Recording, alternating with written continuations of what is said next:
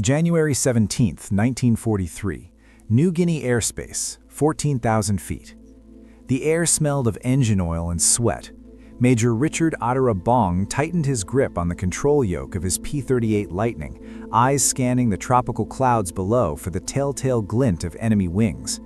The twin-boom fighter hummed beneath him. Before we continue, if you want more incredible and untold stories, make sure to hit the subscribe button and tell us which country you're watching from. A machine built in California factories that ran 3 shifts a day, stamped out by workers who'd never seen a jungle or heard a Zero's engine scream. In his pocket, a crumpled letter from his mother in Wisconsin asked when he'd be home. In his logbook, already 7 confirmed kills. He was 22 years old. What happened in the skies over the Pacific in the years that followed would defy every tactical manual, every doctrine of aerial combat, every assumption about what made a fighter pilot lethal. Bong would claim 40 confirmed aerial victories, more than any American pilot in history. But the numbers alone don't explain the madness of it. They don't explain why he survived when others with better training didn't. They don't explain the pattern, the impossible pattern that emerged when analysts later studied his kill records.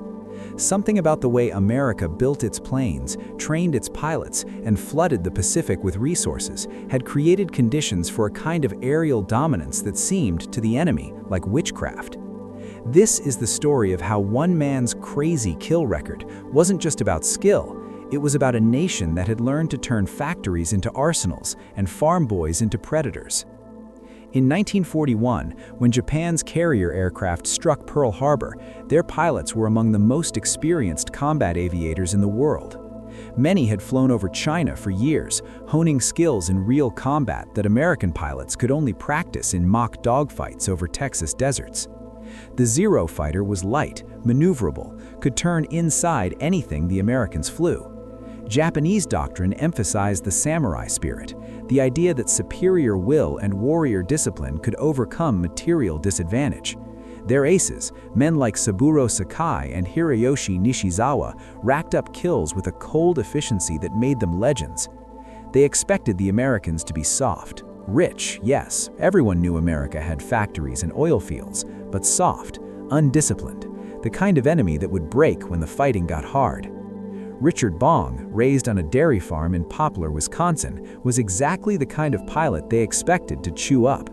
He'd learned to fly in a civilian program, got his wings in 1942, and was shipped to the Pacific with minimal combat training.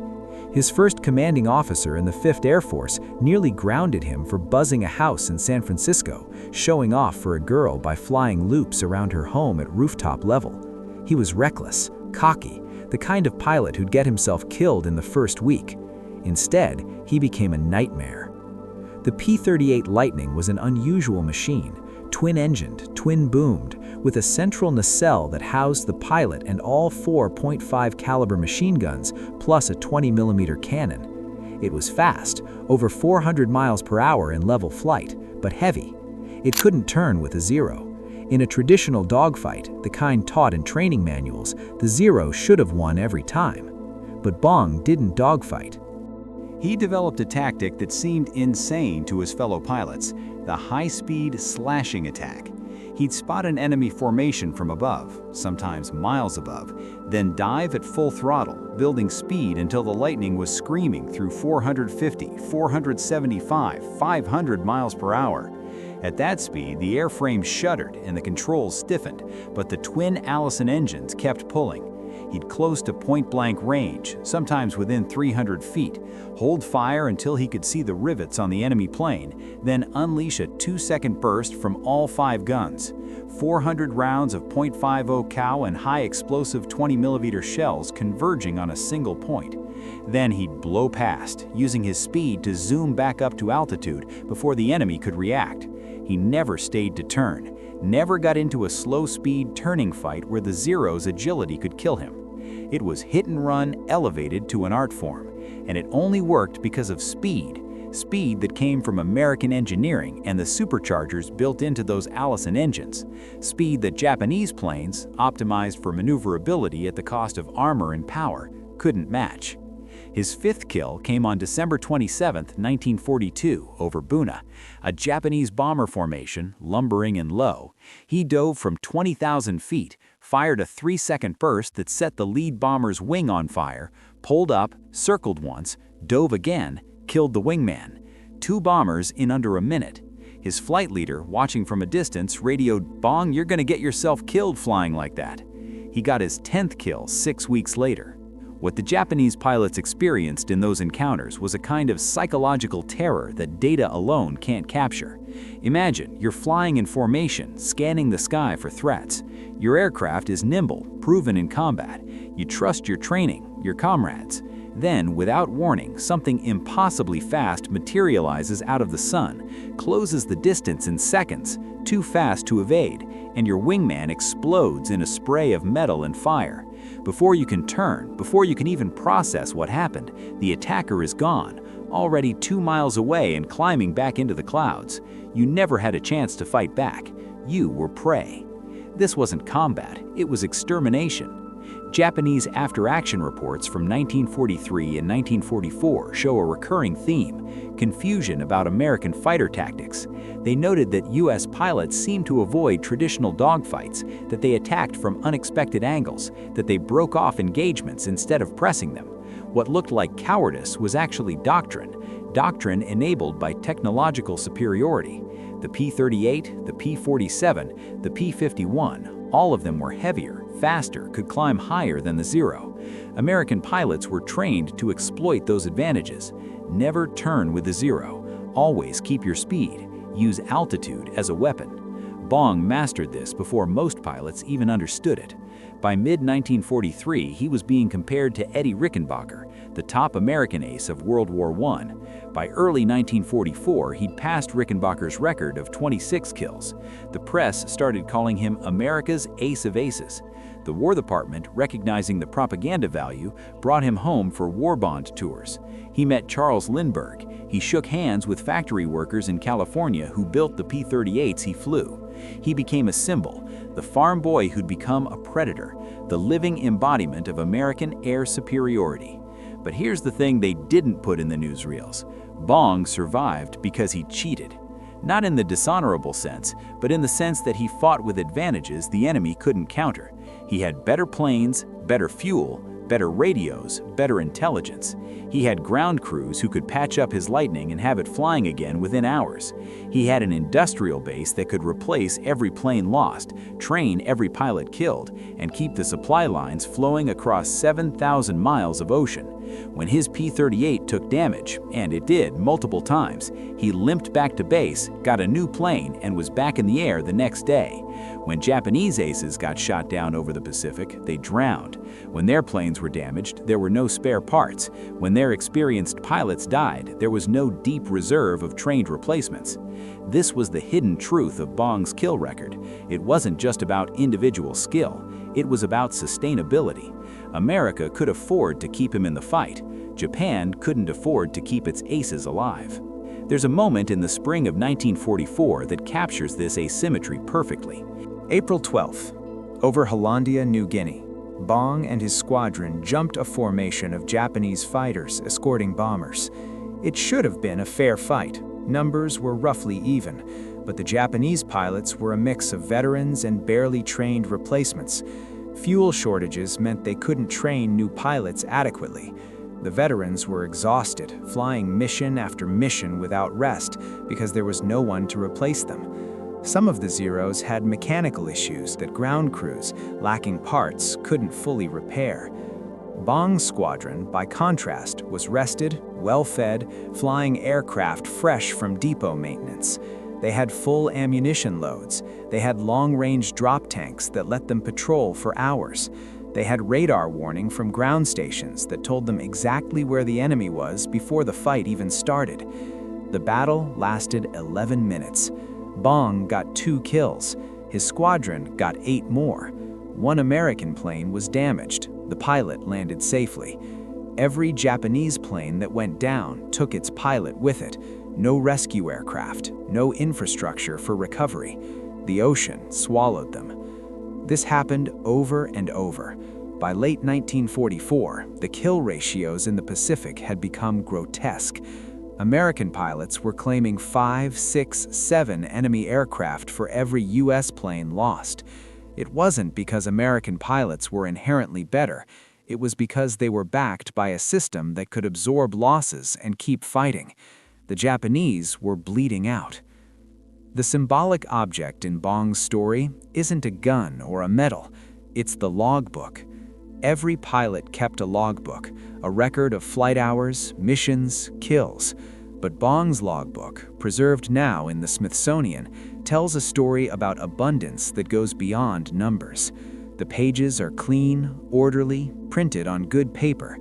Each entry notes the mission, the location, the outcome. Each kill is documented with corroborating witness statements, gun camera footage when available, wreckage confirmation when possible.